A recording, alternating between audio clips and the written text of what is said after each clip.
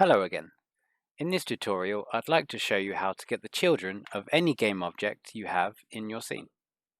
If you'd like to jump straight to the code, it's in the description below for you. Please leave a like if that helps you out. Okay, so as a quick demonstration, here you can see we have a small hierarchy of game objects in Unity. It doesn't matter what they're named, but here we have parent, we have 3 children, and then we have a bunch of sub-children under those children. This parent game object here at the top of the hierarchy is the one we're going to be using in this video to retrieve all of its child game objects right here. So looking at this card, the code that we'll be writing will allow us to get these children here in multiple different ways. The first will be to get the immediate children of a game object, and here you can see that we'll store this data in a list. So here's our parent, and the immediate children are child A, child B, and child C. And then here we have it here retrieved in a list. The second will be similar to our first approach, but this time we'll be getting all the children recursively, and not just the first layer immediately underneath our specified game object. The third approach we'll use is to create an extension method. This essentially allows us to extend the functionality of the gameobject class and provide us with a very tidy way of getting access to the children of any game object that we're working with. Similar to how you can call gameobject.getComponent, for example, this we will create a method that will allow us to do gameobject.getChildren on any game object you have in your script. And lastly, the fourth method will allow us to create a hierarchy using dictionaries, as you can see here. You probably won't use this as often as the other three, but I've included it in this video so we can cover the subject thoroughly. Now, as a side note, you won't actually see the data like this inside Unity, but it's a good way to visualize the data. Okay, so back to Unity. So we usually start with a completely empty Unity scene, so you can follow along from the beginning. But this time I'm going to start with my game object hierarchy here already created, so you don't need to watch me do that step. Now I haven't done anything special except create these empty game objects and give them names, and then parent them underneath each other. So let's create our first script. I'm going to right click, create, C# script, and I'm going to call it getChildren with my usual scr prefix. To get this code to execute on runtime, we will need to attach it to a game object. So I'm going to attach it to our parent game object here. So we can use this script on this game object here and then retrieve these children. This will give us easy access to the entire hierarchy here if we put it here. Okay, now let's go ahead and open up this script. Okay, let's do some quick cleanup. Now we're only going to keep this start method here, as it will be a good place to prototype some code, as it only runs once on startup. So we can get rid of that. Okay, so from the 4 approaches you saw earlier, let's begin with the first one, which will be to get the immediate children underneath our parent game object. So we want to get child A, B, and C in a list. So we'll start off by creating that list. We'll say a list of transform, and we'll call it children, and then we'll say get children, which will be the name of the method that we'll create in a second. So straight underneath we will create this getChildren method that we're creating. So we'll say list transform getChildren. So you can see here that this getChildren method will return a list transform, which will go straight into our variable here called children. Now the first argument we're going to want is the parent, so we'll go transform parent, and this will tell this function which parent game object to get all the children from. So in here we're going to need to pass through a parent. Now because this script here is attached to a parent already, we can just say in here transform. Lowercase t, so it refers to the transform of the game object this script is attached to. If it was an uppercase T, then it would refer to the actual type transform. We don't want the type, we just want this one here. Okay, so now we have our parent we want to get the children from. Inside here, we're going to want to create a new list, which is where, as we're iterating through all the children in our parent, we want to take those children one by one and put it into a new list. So in here we will also create a list of transforms, and we can call this one children as well because it's a different scope to up there. And then we'll say this children variable here is a new list of transforms, and then we'll instantiate that. Okay, so here's where the magic happens. We'll say for each child transform in the parent, I want to say children.add child. So here we're saying for each child transform that we have found underneath this parent, add it into the new temporary list here we have created. And then after we've looped through and populated our list here inside the function, we will return this list here. Okay, so going back to our start method here, when we run this, it will execute this function here just below, and this will go through the parent that we've provided. It will make a temporary list. It will add all the children it's found one by one into this list, and then it will return it, and then we will assign that list to this children list right here. Now let's test that quickly. So we will then say temporarily, we'll say for each transform child in children, and then we'll do debug.log child name. So you'll notice here that we have two for each loops, but that's okay because you can think of it as this for each loop is going through and getting all the information we need, whereas this for each loop is going through so we can use this information to do something with it. So we're just going to be doing a debug.log so we can see what that information is. So if we save that, and then we'll go back to our scene here, let that compile quickly. Now if I go to my console and I click play, it should give us a list. There we go, child A, child B, child C. And you'll notice it's only been run once.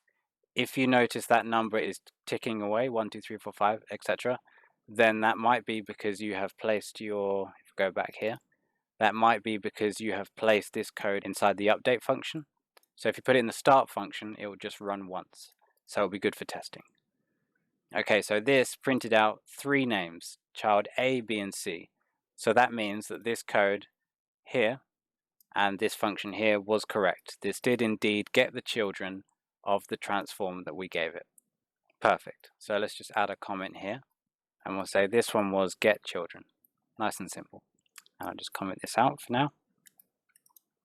Okay, so this variable here contains the immediate children underneath the specified transform that we have given it. Okay, so now we want to get the children recursively. We don't just want child A, B, and C. We want all the children and all the subchildren. And if your hierarchy goes even deeper, we want all of that as well. So we can keep this method here, but we're going to extend the functionality a bit so it can work recursively. Before we do that though, let's run through this method once more, just to be sure we understand what's going on. So here, we're creating a temporary list, and then here, we are looping through all the children that we find underneath that parent, and then one by one, we are sticking those children into our temporary list, which will then be returned at the end of the method here. Now to make this method recursive, it needs to be able to call itself. So let's make our changes quickly and then we'll run through them. So I'm going to say bool recursive, which will allow us to use this function both with and without recursion. And then here we're going to say if recursive, we'll say children dot add range, and then get children, child, and true. So now you can see that this method will be calling itself here. We have get children and we have get children here. So it will be calling itself. So this method is now recursive. So now what's going on, if we run this function with recursive equals true, what will happen is it will loop through all the children underneath our parent. It will add that to the list, and then it will go one level deeper and get all the children for this child. And then because this is now recursive, if it finds children underneath this child, it will then run itself again and again, and it will keep running until it gets to the bottom of the hierarchy. So if we go back to our hierarchy here, we'll run this for the parent. It will go child A, and then it will go deeper, subchild. So it can't go deeper than subchild A1 because subchild doesn't have any children underneath. So it will go down, A2, no children for that. Okay, A3, no children for that. Okay, now we've finished the children for child A. It will go back up. It will then iterate to child B. It will go down, subchild B1, and then it will go back up, and then it will go down to child C, C1, C2, and so on and so on. So if you have this huge hierarchy, it will go all the way through it, all the way up, down, up, down, up, down. Now this image here is a good way to visualize what's going on within the process. So we'll come in, we'll say for each child, does it have children? Yes, and then we'll go down the hierarchy. And you can see it will keep going down the hierarchy until it reaches the bottom. And then it will say, okay, it doesn't have any more children, so go back up the hierarchy. And then we'll go back up to the next child, and so on and so forth. Now in our recursive function, we won't need to check whether it has children or not, because if it doesn't have children, it will carry on for us. And also, when we get to the bottom of the hierarchy, it will exit this function for us. But do be careful when you create recursive functions to make sure that you do have an escape so it doesn't get stuck. Okay, so going back to the code. Now you'll notice that this method returns a list of children, which is fine when we're calling it up the top here. But what happens when we're trying to pass that list of children back into itself when it is called here? Well, this is where the addRange function comes in, which allows us to combine two lists together. And essentially, every time this function gets run, it will pass the list of children it's found to be merged in with the list of children above it. And it will keep getting merged together until that final list is passed back to here. Now, this can be a little bit tricky to understand, but here's one final image that we'll look at. Now this is a very plain example of what your code would look like if you didn't use recursion here on the left. You can see that on the left the loops can quickly get out of control and you have no way of knowing the depth. Whereas on the right here, this example function will call itself recursively, and in essence it will be creating these loops for you but in the background. Now the function that we've created looks very similar to this. We've got a little bit of extra code in there to work with the children and put them into a list. But in short, it's pretty much doing the same as this. Okay, so now we've updated this method here with a new argument. We have to update the call here. So we go ahead and we'll say false, because here we just wanted to get the immediate children. So if we copy this underneath, and we'll change the comment to say recursively, and we'll change this to true. So this list here will have the immediate children, whereas this list here will have the recursive children. So because we have two variables here of the same name, that will error, so I'm going to comment that out, but I'm going to keep it here for reference so we can come back to it later if we need to. Okay, now that that's ready, we'll uncomment this again. So when we run it, we can check. We can use the debug.log to check that that has all the children that we've asked for. So if we go back to Unity, go to our console, and we'll click play, we should see a list of every child. And here we go, child A, A123, B, B1, C, C12. And you can see that it does depth first. So instead of it going parent, child A, child B, child C, and then A1, A2, A3, it goes parent, child A, child A1, A2, A3, and then B, and then everything underneath, and then C, and then everything underneath. Okay, so that's approach 1 and 2 here completed. Now approach number 3 was the extension method. We're going to skip that for now, we'll leave that to the end. And we're going to go straight for approach number 4, which is to get this entire hierarchy here as a giant dictionary. So let me just comment that out for debugging. We don't need this method for now, so we'll create a new one. And this one will be returning a dictionary. So we'll say dictionary transform keys. And with dynamic values, we'll say get children hierarchy. Transform parent. Okay, so I'm going to copy and paste this because it's very similar in here. but we won't need the recursive because this function will be recursive anyway because it's getting the entire hierarchy. And instead of working with lists, we're going to be working with dictionaries, so we will update that line. And then the only thing missing here is a call to itself.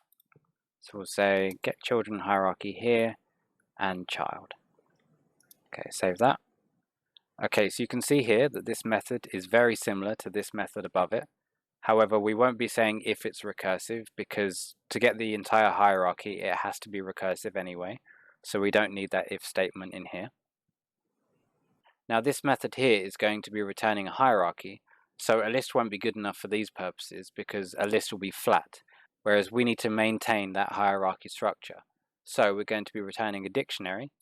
The key is going to be the parent transform, and then underneath that, the value is going to be all the children. So we're going to be tying together the parent and its children. Now this can be quite useful, so if you want to save the state of a hierarchy and then you want to delete these objects but still remember where they were or what their names are.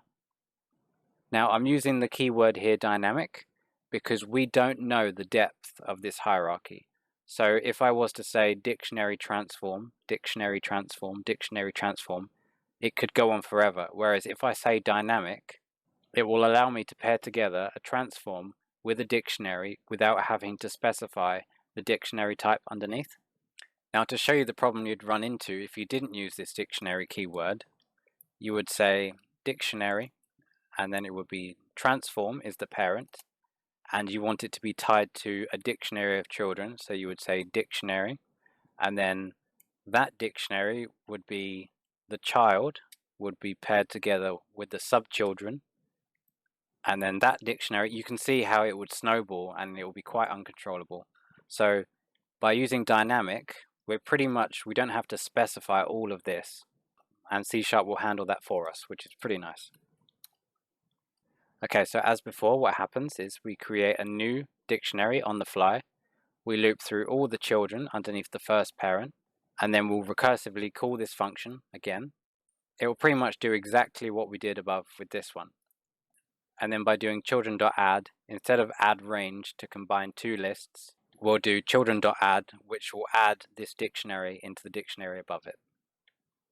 Okay, so we'll go back up to our start method and we'll create a space to call this new function we've just created. So we'll comment out the old one just so they don't clash. We'll create a new one, and this one is get children hierarchy, and this one is a dictionary of transform dynamic keys, and we'll call this one children again, and it will be get children hierarchy, and we'll pass the transform of this script through as our parent. Now to read this data is a bit more tricky than just looping through and printing it out. We are going to be printing it out, but we're going to have to create a new function which will pretty much be read children hierarchy. Now I was going to skip this step, but then I thought if we've gone over how to create the dictionary, it will be very useful to go over how to then read that dictionary. So let me just separate these two sections here. So this first one is getting the data, and I'm just going to use some fancy symbols to separate this. And then here I will copy paste that and we'll just say accessing the data. Okay, so this first bit here allows you to access the list, and then underneath we will create a section to access the dictionary. And I'm going to call the function read child hierarchy. And of course we can pass through the dictionary that we're going to want to read, so we'll pass that there. Scroll down a bit. So let's create our new method to read this. So we'll say void because it's not going to return anything. Read child hierarchy. And then we're going to be passing through the hierarchy, so it will be a dictionary, transform. Now I have to use object here. I will explain why later. Hierarchy, lowercase h. Okay, so the data coming in here will be a ready-made dictionary, so we don't need to create a new one on the fly. So then we'll loop through that dictionary. We'll say for each key value pair, transform object. child in hierarchy. Okay, so at the top layer, we're saying for each child in the hierarchy, and you can see that that child will be a dictionary underneath. So we'll say debug.log, and then we say child.key. So they will be logging the child name that we've found, and then we can say if child.value is not equal to null. So if this child has children itself, we will then pass it through recursively to keep going and read everything else. And then because the child itself is a dictionary as well, we can say child.value. Now just to force this value coming through to be the same type of value coming in that we need, we're going to cast that to a dictionary, transform object. So this nested dictionary that comes through, the key will be the transform of that child, and the value will be the nested dictionary underneath. Now because we're using the object keyword here, child.value is an object, but when we run this function here, we need the incoming argument to be of type dictionary. So if we put this in brackets before the child.value, we're essentially forcing child.value to be this type, even though we already know it is that type, but to the function it thinks it's just a generic object. So by forcing it to be this, these two will line up and then it will be able to run recursively and have no issues. So let's go ahead and save this. We've got our function here to read the hierarchy.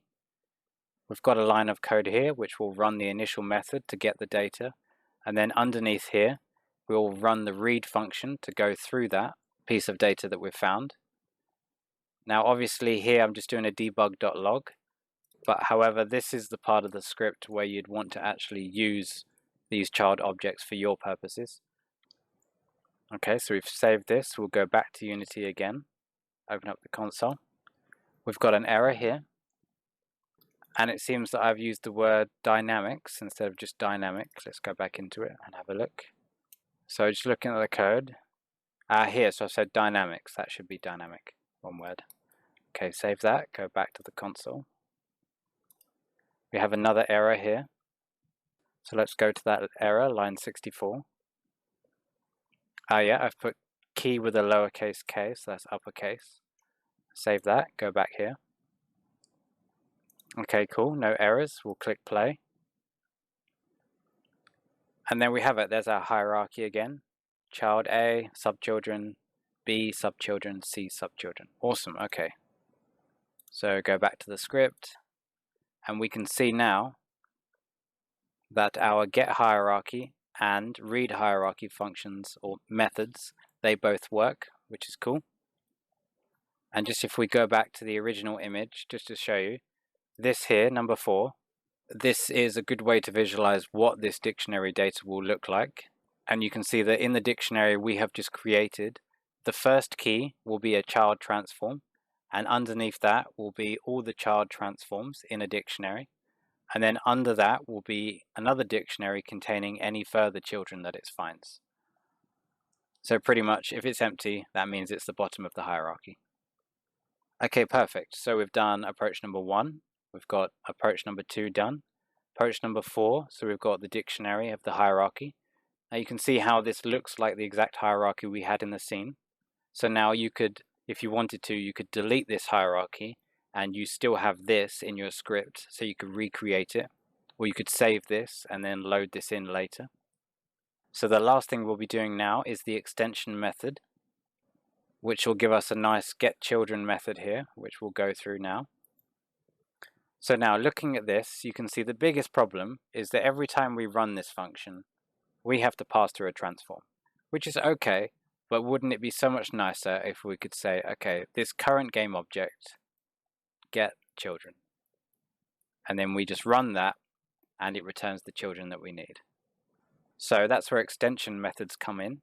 Now we can't access the gameObject class or the transform class, for example, to add this functionality, because that's part of Unity's code. However, they have given us the ability to create extension methods, which means we can create this method which will then essentially extend the functionality we have available to us through the gameobject class. So if we go back to Unity, we're going to want to create a new script. It doesn't matter what it's named, but I'm going to call it extension methods. And we'll open that up. Okay, so we won't need any of these two methods here, but we will need to call this a static class. This means that this extension methods class can't be instantiated, but anything we put inside here will be used by Unity to extend any classes that we create functions for. So I do prefer working with gameobjects rather than transforms, because transforms are attached to gameobjects, so gameobjects are kind of the parent object. So I think it's nicer to be working with those. So we're going to create two extension methods for the gameobject class. So the methods we're going to put in here, we have already created. So if we go back to our previous script, getChildren, and we will copy and paste the getHierarchy and getChildren methods here, and we will paste them right here. So we'll need to make a few changes to these methods just to make them compatible with the gameobject class. So here we'll say public static, so we can access that anywhere. We won't need this parent argument anymore because it's going to be attached to a gameobject. So we'll say this gameobject and then gameobject. We'll keep the recursive ball so we can turn that on and off. And then here, we don't have parent anymore, we have the gameobject that we're working with. But we do need the transforms to loop through, so we'll say gameobject.transform. But because this is looping through transforms, we will just need to say here child.gameobject, so it passes a gameobject back through here and not a transform. And then similarly, down here, we need to say public static for this second method. And then we won't need the transform again, but we will need to specify gameobject. And then it's the same as above. We'll be looping through the gameobject transform, and then we'll be passing through the child gameobject. So you can see I'm using the keyword this here and here. Now this is required to extend a class. Along with this type here, I'm telling Unity which class to extend. So by saying this gameobject, I want to extend the gameobject class. And by passing the gameobject through here, this will allow us to get access to the gameobject that we are running this method on. So for example, in another script, when we do gameobject.getChildren, we are no longer specifying what parent we want to get the children from, and that's because we're already specifying here the gameobject that we want to get the children from. So when we're passing it through here, we're using it like a parent, and it will automatically give us access to the children that we need. So I'll get rid of this. We'll save this. We'll go back to our previous script to do some testing. So similar to before, we want to get the children, but instead of having to specify a transform, we already have the gameobject that we want to get the children from. So we'll create a new section and we'll say this is where we'll use our children extension methods.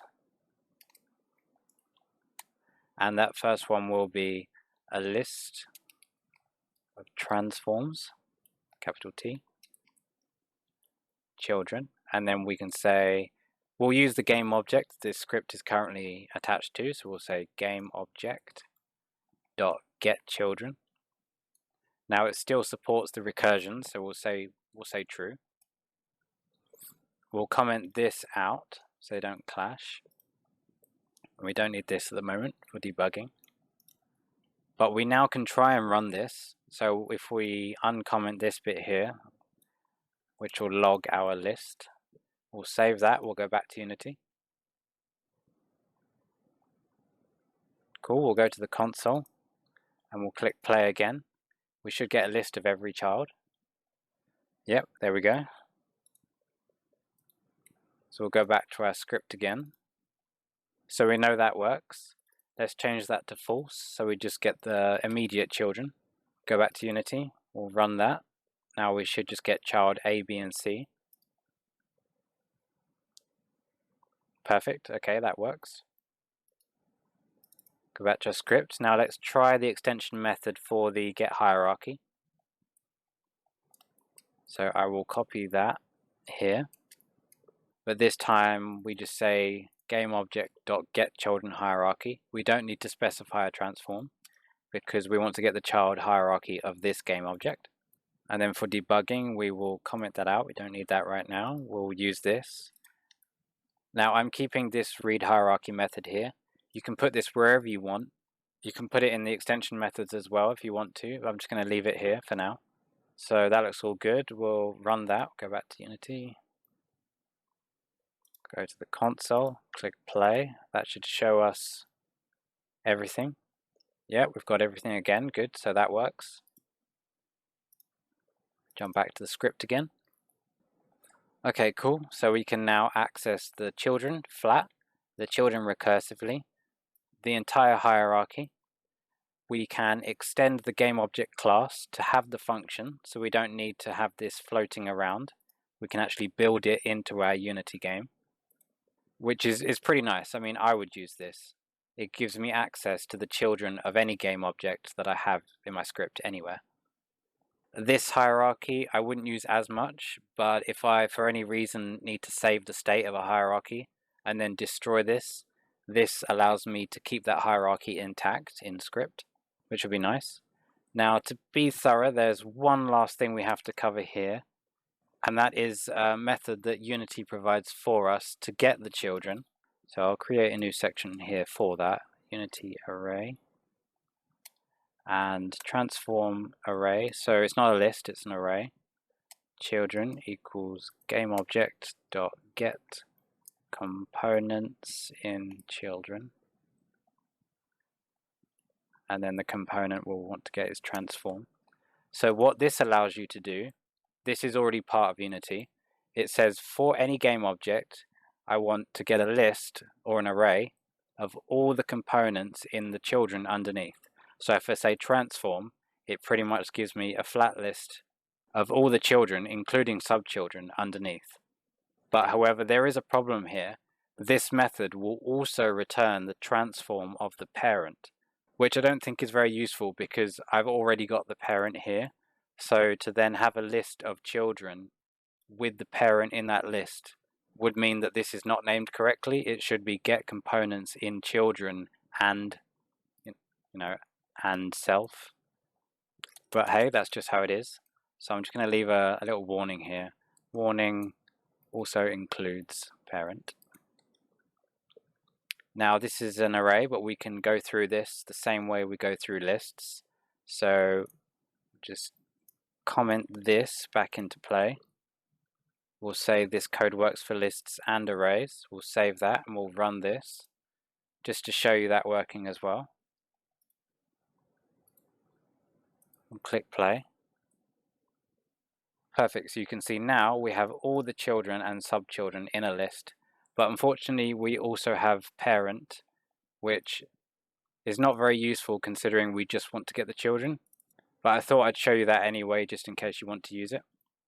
And we'll comment that out and comment that out, and we'll just leave this one switched on. Now if we scroll down to the reading function, just quickly, you will notice that we've used object here as the value, whereas in the function above we've used dynamic. Now I would recommend avoid using the keyword object and use the keyword dynamic, but it will error when you do so. I'll show you. Go back to Unity. Now we have an error here which will require you changing some settings in the player settings. So if we go edit, project settings, we go to player and we scroll down here and you see it has API compatibility level. Now you'll need to switch this to .NET Framework, and then if we go back to Unity here, that error should disappear. There you go. So this setting here is quite advanced, and if you're changing that, then you probably already know how and when to use the dynamic and the object keywords. So I'm just going to change that back to object for now. And I think we have pretty much covered everything. So this is pretty much the final code here. It will be a link in the description so you can get access to it as well. And you can see, going back to this slide, that we have now done all four approaches, we've got our list of children, our list of recursive children, we've got the hierarchy saved in a dictionary with nested dictionaries, and then we've also extended the gameobject class to give us this extension method, which is quite nice. And if the video was helpful to you at all, please like and subscribe. And if this code doesn't work for you for any reason, please let me know, and I'll try and help you out if I can. I'm just going to go through the doc strings now very quickly, so feel free to end the video here. And yeah, cool, thank you for watching. Okay, so doc strings. I'm just going to, we've got 5 doc strings to add. Now I'm going to use what I call informal doc strings, so I won't be using the input and output types and specifying everything. I'm just going to put a quick sentence to say what it does. So when I come back to this code, I'll roughly remember what it does. So this first method here, get a list of children from a given parent, either the direct descendants or all recursively. So this function will go through all the children in the parent, and it'll either get the immediate level only or it will go through recursively. Cool. Next one, get children hierarchy. So this function will get a dictionary hierarchy of all children under a given parent. Close that off. So for the parent specified, we'll get all the children in a dictionary of dictionaries of dictionaries, so nested dictionaries. And then our helper function underneath, which is to read that dictionary. So we'll say read a dictionary hierarchy of children. Cool, so that's that one. And then we'll switch over to our extension method script here. And it's very similar to the previous one, but I'm going to type it in full anyway. Get a list of children from a given game object, either the direct descendants or all recursively. And finally, last one, get a dictionary hierarchy of all children under a given game object. Now it doesn't really matter how you lay out your doc strings, just try and be consistent throughout all your code, and when you come back to it in the future, it's just nice to see a quick summary. Okay, thank you very much for watching, and I will see you next time. Bye bye.